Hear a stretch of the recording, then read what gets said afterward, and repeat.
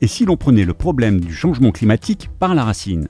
C'est ce qu'a décidé Arvalis en développant un système de mesure au champ qui permet d'accéder, de manière non destructive et récurrente, au cœur du système racinaire des productions végétales. Son nom, le mini-rhizotron. Pour mettre en place un mini-rhizotron, il faut un champ, une ingénieure en R&D, une chaise, ce n'est pas pour ça la chaise, une valise, un scanner rotatif avec un écran de contrôle, une tige de guidage, un tube d'expérimentation, un assistant pour enfouir le tube, une protection pour masquer la lumière qui entre dans le tube, un bouchon pour éviter les inondations dans le tube et une perche pour bien nettoyer le dispositif. Mais pourquoi est-ce si important de connaître le système racinaire? Le système racinaire, il est en contact du sol. C'est la zone de captation des nutriments, l'absorption d'eau et aussi les interactions avec les micro-organismes du sol, y compris la captation du carbone dans les sols. Et maintenant, voyons comment cela fonctionne sur le terrain.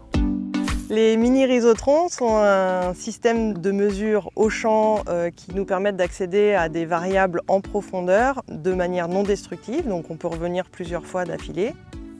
Ça va nous permettre aussi de caractériser les variétés et notamment dans le cadre du projet européen Route Touraize, on cherche à caractériser des systèmes de développement racinaire innovants pour avoir des plantes plus résilientes. On enfonce des tubes transparents dans le sol, donc ce sont des tubes de 2 mètres qu'on va enfoncer le plus profondément dans le sol.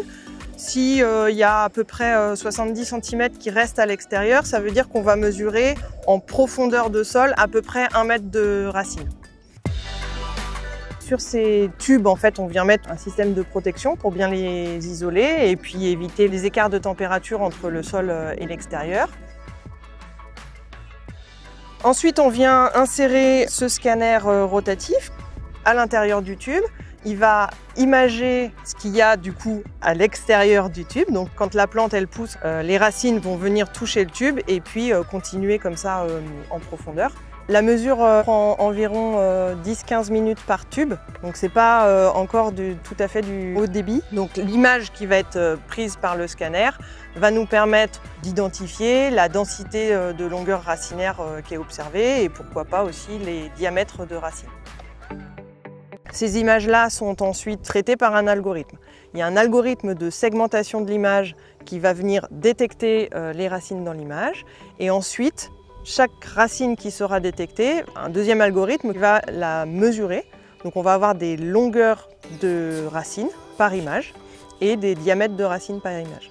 On va comparer du coup les densités de longueur racinaire à différentes profondeurs sur différentes variétés pour voir lesquelles réagissent à un stress hydrique ou à une carence en azote.